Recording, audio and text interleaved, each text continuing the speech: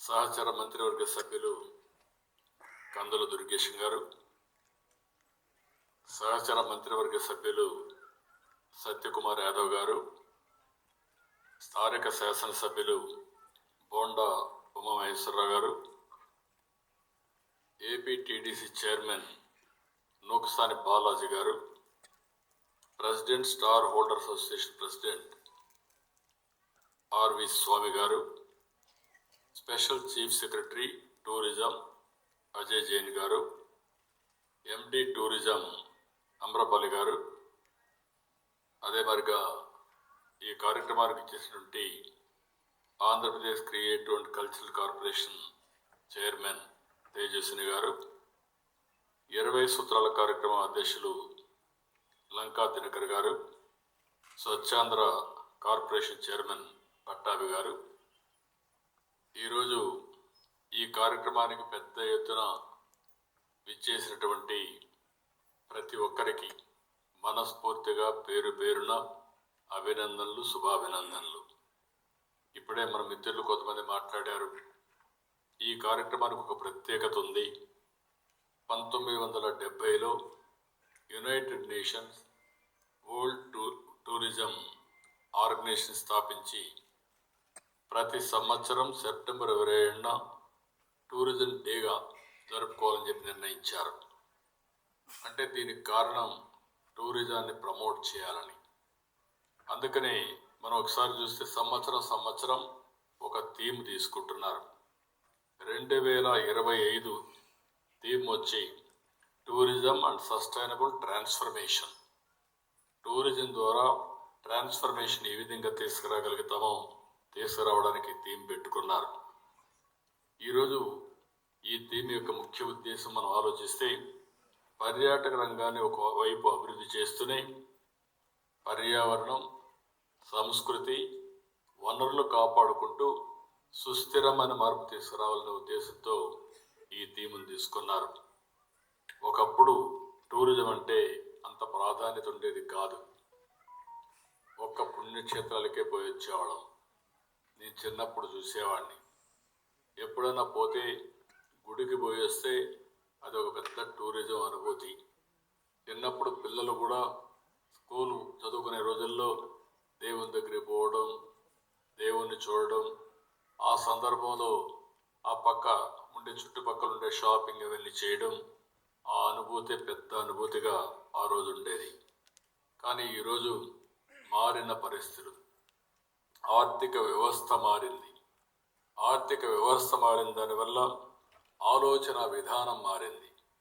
ఈరోజు మీరు ఒక్కసారి చూసినప్పుడు దేశాల ఆర్థిక అభివృద్ధిని శాసించే పరిస్థితి టూరిజం శాఖకు వచ్చింది.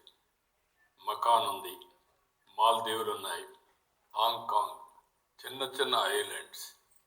ఈరోజు ప్రపంచ పర్యాటకులను ఆకర్షించి ఆ దేశం ఆర్థికంగా ఉపాధి కల్పనకు ముందుకు పోయే పరిస్థితి వచ్చింది. అమెరికాలో మీరు టూరిజం చూస్తే $2.36 ట్రిలియన్ ఎకానమీ టూరిజం వల్ల వస్తుంది. వాళ్ళ పాపులేషన్ మన పాపులేషన్ కంటే తక్కువ. అలాంటి పాపులేషన్ $2.36 ట్రిలియన్ అంటే మన దగ్గర మనం చూస్తే $231 బిలియన్ మాత్రం ఉంది. ప్రధానమంత్రి గారు ప్రతిరోజు చెప్తా ఉంటారు. ఈరోజు మనందరం కూడా గుర్తుపెట్టుకోవాల్సింది, టూరిజాన్ని అభివృద్ధి చేస్తే ఆర్థిక అభివృద్ధి అవుతుంది, ఉపాధి కల్పన వస్తుంది. మనం అందరం టెక్నాలజీ ఏజ్లో ఉన్నాం. కల్చర్, మనకుండే అవకాశాలు, చాలా హిస్టారికల్ మాన్యుమెంట్స్ ఉన్నాయి. అవన్నీ కూడా మనం చేయాల్సిన అవసరం ఉంది. ఇందులో eco tourism, adventure tourism, temple tourism, ఇవన్నీ కూడా పెద్ద ఎత్తున తీసుకెళ్లాల్సిన అవసరం ఉంది. ఈరోజు తిరుపతి ఉంది, లివింగ్ గాడ్. ఈరోజు బాలాజీ ఆయన మొత్తం ఆ దేవుడు మొత్తం అందరిని అట్రాక్ట్ చేసే పరిస్థితి వస్తున్నాడు. 1,00,000 మంది వస్తున్నారు పర్ డే. దేవుడికి సమయం కూడా ఉండలేదు. మన వాళ్ళు ఆయన నిద్ర కూడా సమయం ఇచ్చే పరిస్థితి లేదు. ఆయన్ని ఎంతవరకు ఉపయోగించాలో అంతవరకు ఉపయోగించే పరిస్థితికి వస్తున్నారు. కానీ మన సాంప్రదాయాలు కాపాడుకుంటూనే ముందుకు పోవాల్సిన అవసరం ఉంది. కానీ అక్కడికి వచ్చేవాళ్ళు 1 రోజు ఉండి వెళ్ళిపోతున్నారు. ఆ 1 రోజు ఉండే వాళ్ళకు ఒక 3 రోజులు ఉండేట్టుగా ఎక్స్పీరియన్స్ సెంటర్స్ క్రియేట్ చేయగలిగితే, 1 రోజు ఉండేవాళ్ళు 4 రోజులు ఉండగలిగితే, అక్కడ ఉండే హోటల్ అకామిడేషన్ కానీ, లోకల్ ఎక్స్పీరియన్సెస్ విట్నెస్ చేయడం కానీ, ఇలాంటి చాలా చేసే పరిస్థితి వస్తుంది. ఇప్పుడు మనం గుర్తుపెట్టుకోవాల్సిన అలాంటి ప్లేసెస్లో మొన్నే టూరిజంలో చెప్పాను, వెడ్డింగ్ డెస్టినేషన్ కింద మనం తయారు చేయొచ్చు. ఆ ప్లేస్ని వెడ్డింగ్ డెస్టినేషన్ కింద తయారు చేస్తే, అన్నవరం ఉంది, సత్యనారాయణ వ్రతాలన్నీ అక్కడ జరుగుతాయి, పెళ్ళిళ్ళు అక్కడే జరుగుతాయి, తిరుపతిలో కూడా జరుగుతున్నాయి. తిరుపతిని వెంకటేశ్వర స్వామి సన్నిధిలో పెళ్లి చేసుకోవడం అనేది ఒక పవిత్రమైన కార్యక్రమం అని చెప్పి మరొకసారి తెలియజేస్తున్నా. అలాంటి సాంప్రదాయాన్ని మనం ముందుకు తీసుకుపోవాల్సిన అవసరం ఉంది. అదే మరి రాబోయే రోజుల్లో టూరిజం అంతా కూడా wellness tourism, cruise tourism. State institute, best tourism educational institute, Visakhapatnam.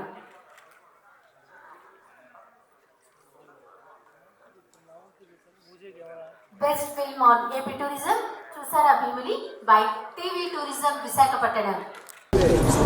Best film on AP tourism, చూసారా Bheemili by TV tourism Visakhapatnam.